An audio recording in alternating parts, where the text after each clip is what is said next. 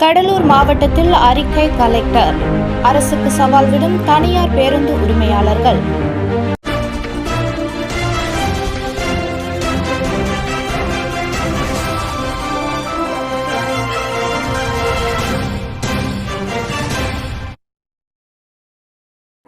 தொடவும் மாட்டோம், தொட்டவர்களையும் விடமாட்டோம் என்று சொல்லும் தமிழக முதலமைச்சர் ஜோசப் விஜய் மக்களிடம் கட்டணம் என்ற பெயரில் கொள்ளையடித்து வருபவர்களை என்ன செய்ய போகிறார்?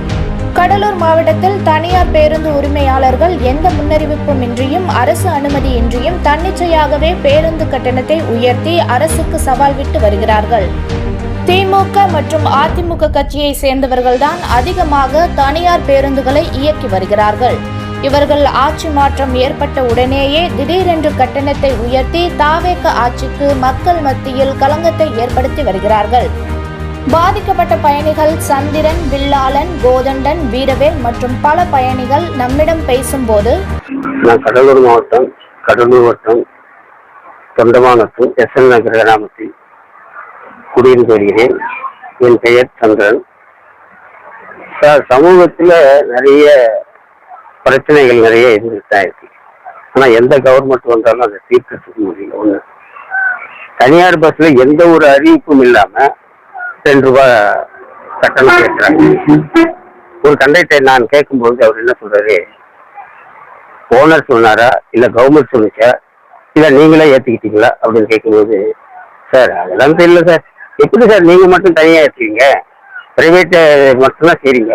ஆனால் கவர்மெண்ட் வண்டியில் எந்த வண்டியிலையும் வந்து அந்த 2 ரூபாய் வாங்கலை அப்படின்னு கேட்கும்போது ஒரு சரியான பதிலே சொல்ல மாட்டார். கிட்டத்தட்ட நம்ம கடலூர், சிதம்பரம், விருத்தாச்சலம், பாண்டி இப்படியெல்லாம் தனியார் பஸ் நிறைய ஓடுது. கிட்ட 100க்கும் மேற்பட்ட வண்டி ஓடுது. அப்படின்னு பார்க்கும்போது 2 ரூபாய்னா கூட ஒரு நாளைக்கு குறைஞ்சபட்சம் ஒரு வண்டிக்கு 20,000 ரூபாய், 100 வண்டிக்கு 2 லட்சம் ரூபாய் வசூல் பண்ணுறாங்க. ஒரு நாள் ஒன்று கணக்கில் வருது. நிரஞ்சனான்ற பஸ்ஸில் தனியார் பஸ்ஸு கடலூருக்கு ஏறுறதுக்கு சேடப்பாளையத்துலேருந்து ஏறும்போது அவர் 12 ரூபாய் டிக்கெட் போடுறாரு. திருப்பி கடலூர்லேருந்து குளஞ்சாடிக்கு வர 17 ரூபாய் டிக்கெட் போடுறாரு. ஏன் சார்ன்னு கேட்டாக்கா அதுக்கு பதிலே சொல்லல. இது சம்பந்தமா கலெக்டர் கிட்ட மனு நீதி நாளில் மனு கொடுக்குறோம். நடவடிக்கை எடுக்கிறேன்னு சொன்னாரு. ஆனா இது வரைக்கும் நடவடிக்கை எடுக்கல. அறிக்கையை வெளியிடுறாரு, அறிக்கை கொடுத்துக்கிறாரு. ஆனா அது சம்பந்தமா ஆர்டிஓவோ மேலதிகாரிகளோ யாரும் இது வரைக்கும் எந்த விதமான நடவடிக்கையும் எடுக்கல.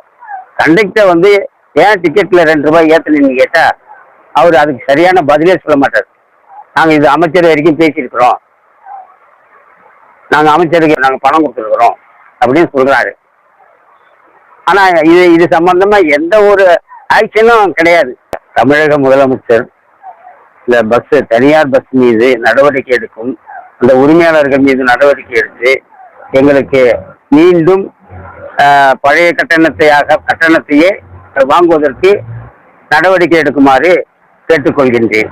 கடலூர் மாவட்டத்தில் எல்லா வழித்தடங்களிலும் பேருந்து கட்டணத்தை உயர்த்தி மக்களுக்கு பெரும் அதிர்ச்சியை கொடுத்து வருகிறார்கள்.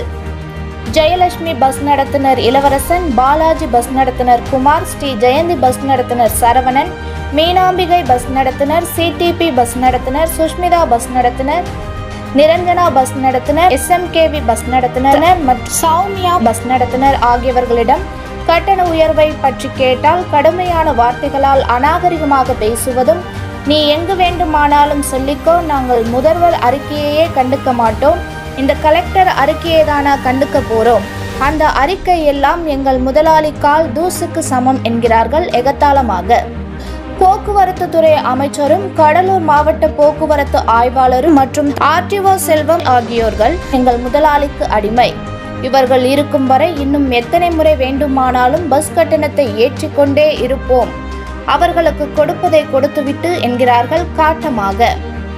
இந்த கட்டண உயர்வு சம்பந்தமாக கலெக்டரிடம் புகார் மனு கொடுத்தால் அவர் நடவடிக்கை எடுக்காமல் அறிக்கை மட்டுமே விடுகிறார். இவர்தான் இப்படி என்றால் கடலூர் மாவட்ட RTO செல்வம் பேச்சு மூச்சு இல்லாமல் கிடக்கிறார். கடலூர் மாவட்ட கலெக்டர் ஆதித்யா செந்தில்குமார், போக்குவரத்து துறை அமைச்சர் விஜய் தமிழன் பார்த்திபன் மற்றும் தமிழக முதல்வர் ஜோசப் விஜய் ஆகியோர்கள் ஆர்டிஓ செல்வம் மற்றும் தனியார் பேருந்து உரிமையாளர்கள் மீது நடவடிக்கை எடுப்பார்களா?